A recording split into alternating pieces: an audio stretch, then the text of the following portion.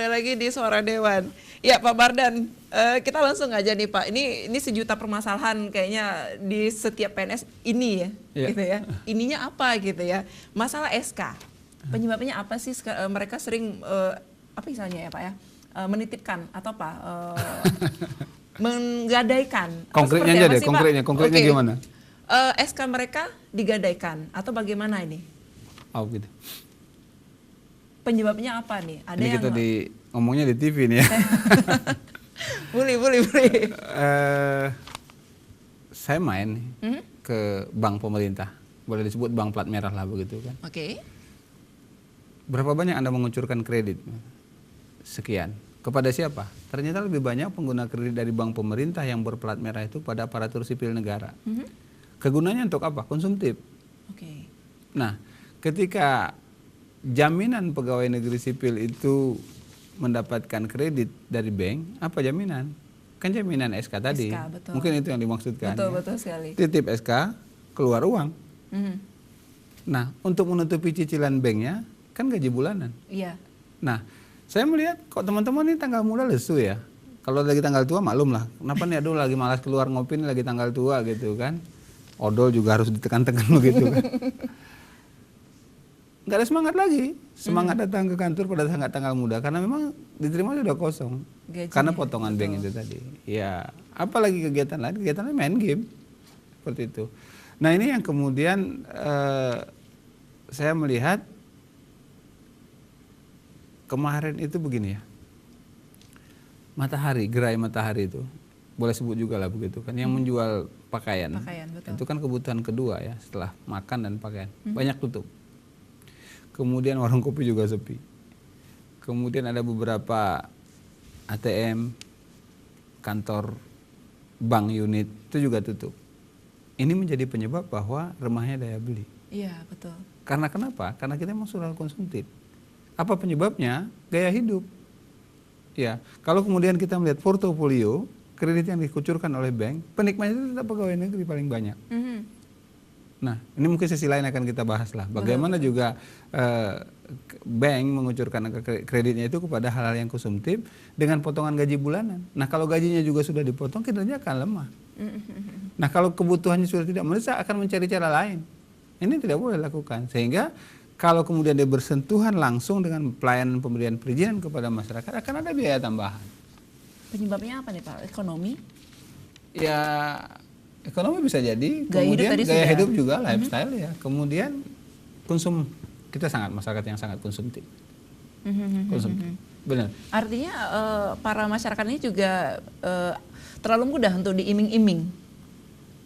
Ya, style hidup kita di sini kan branded ya, kemudian gaya hidupnya juga nongkrong di warung kopi berlama-lama itu juga tidak menjadi budaya yang baik lah seperti itu. Betul. Nah, itu kan butuh biaya sih sebenarnya. Iya.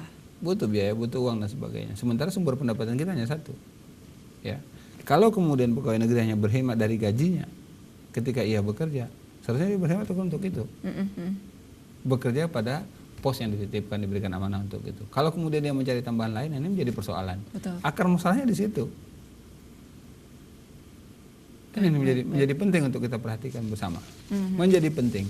Bagaimana ini bisa dipotong kanal ini sehingga berorientasi pada pelayanan itu tadi. Harusnya jadi seperti apa nih? Kalau kami tidak menitipkan SK, kami tidak bisa untuk memiliki sebuah rumah, tidak bisa memiliki sebuah mobil. Keinginan bekerja kepada pemerintah itu sangat tinggi. Terbukti dari kalau nanti dibuka peluang penerimaannya, open vakansi rekrutmen pegawai negeri CPNSD, apakah jalur formasi pusat dan formasi daerah, ramai sekali pendaftar. Jelas. Karena apa? Memang jaminan kesejahteraan itu ada pada pegawai negeri. Karena mereka sudah hidup tertib ya. Kerja tidak kerja tanggal 5 gajian. Sakit sudah ada askes. Ya. Pesan saya bekerja sudah ada taspen. Tabungan hari pensiun begitu. Terjamin berarti. Nah, itu dia. Jadi keinginan seperti itu semakin bertumbuh semangat untuk kemudian kerja. Sama juga ketika kita mendaftarkan pilihan kuliah pada anak-anak. Nanti kalau saya kuliah di sini dapat ijazah apa, gelar akademik apa, kemudian bisa bekerja di mana begitu. Itu dia. Kalau ini kemudian tidak dibenah dengan baik, akan menjadi sulit dalam rangka pelayanan administrasi. Nah, kalau kemudian bertumbuh-tumbuh terus dengan tingkat konsumtif yang berlebih dan bertinggi, ketika sumber pendapatan tidak ada, peluang untuk korupsi itu ada. Ada. Nah, kalau ini kemudian tidak dibenahi dengan baik, muaranya saya yakin dan percaya angka kriminalitas akan tinggi. Ya. Artinya kinerja pemerintah lemah. Bermula dari layanan administrasi yang diberikan oleh aparatur sipil negara kepada masyarakat, kepada publik. Ini tidak boleh terjadi. Pendapatan untuk para pekerja aparatur sipil negara ini di Aceh adalah sama. Sistem penggajian itu sama, karena di Aceh itu bekerja di pemerintah provinsi, ada TISI namanya ya, tunjangan khusus atau tunjangan kinerja dan sebagainya, tunjangan profesi lah, ya. Semakin berat profesinya, sebagai berat tanggung jawabnya ada semakin tinggi pendapatannya begitu kan. Tapi kalau level staf ada penjenjangannya juga kan, level staf ya, kepala seksi, kepala bagian, kira-kira dia cukup sejahtera lah. Boleh tahu nggak sih Pak?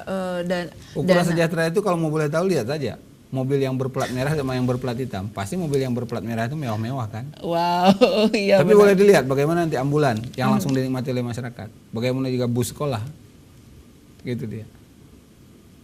Iya, betul. Oke.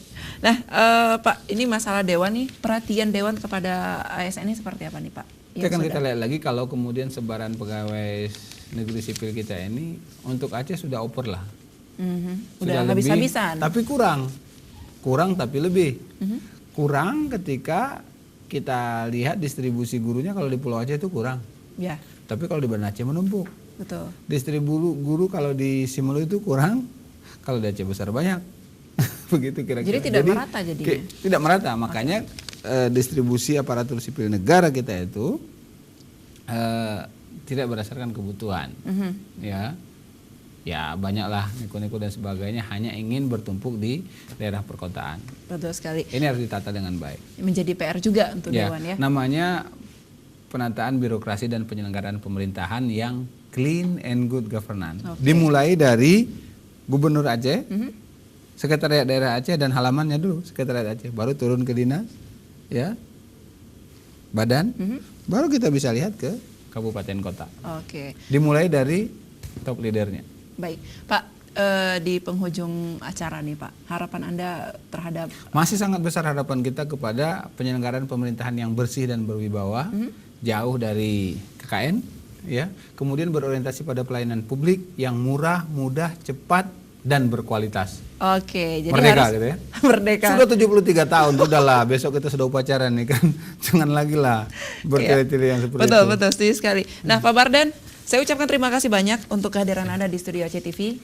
Next time kita akan berjumpa kembali, pasti ya. Dan pemirsa, terima kasih banyak untuk kebersamaan Anda, dan saya Agustiada pamit. Assalamualaikum warahmatullahi wabarakatuh.